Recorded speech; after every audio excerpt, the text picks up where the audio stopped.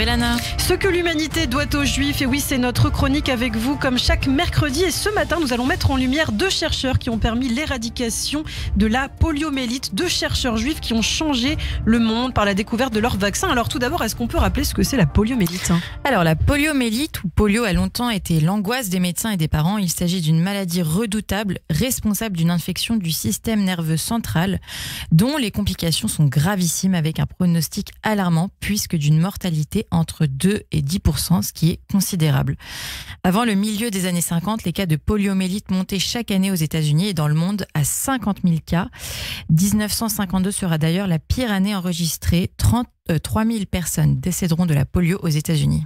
Alors face à ce fléau, deux jeunes médecins au destin hors norme vont se distinguer, deux jeunes médecins juifs. Et oui, le docteur Albert Sabin et le docteur Jonas Salk qui développeront chacun de leur côté un vaccin contre la polio. Tous deux ont des origines distinctes. La Pologne d'abord pour le docteur Albert Sabin, né en 1906 à Białystok, qui à cause de l'antisémitisme en Europe, immigrera aux États-Unis en 1921 avec ses parents.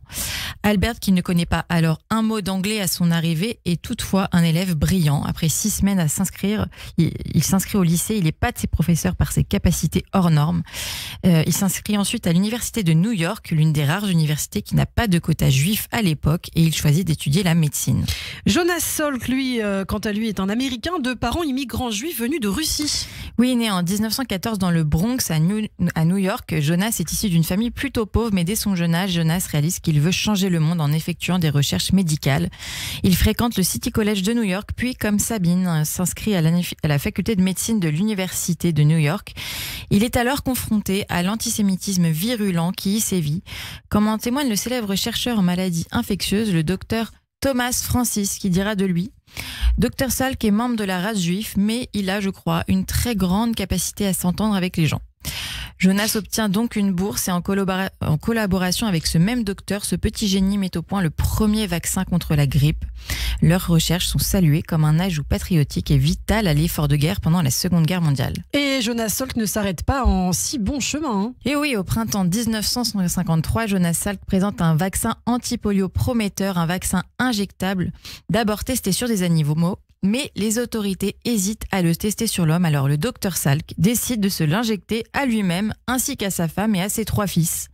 Ils sont les premiers humains à être vaccinés contre la polio. Et oui, incroyable. Alors pendant ce temps-là, le docteur Sabin, lui, continue de faire des recherches et met au point un vaccin oral contre la polio, moins coûteux que celui de Salk.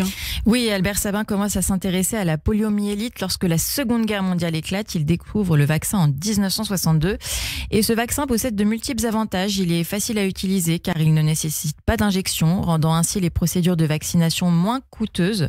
Par conséquent, des professionnels de la santé formés ne sont plus indispensables pour administrer les injections.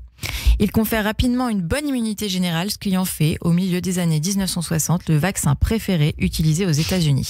Et ces deux chercheurs, pourtant, ça c'est assez fou aussi, n'ont jamais cherché à tirer bénéfice de leurs incroyables trouvailles. Oui, ni Jonas Salk ni Albert Sabin n'ont breveté leur vaccin, même si cela aurait pu les rendre incroyablement riches.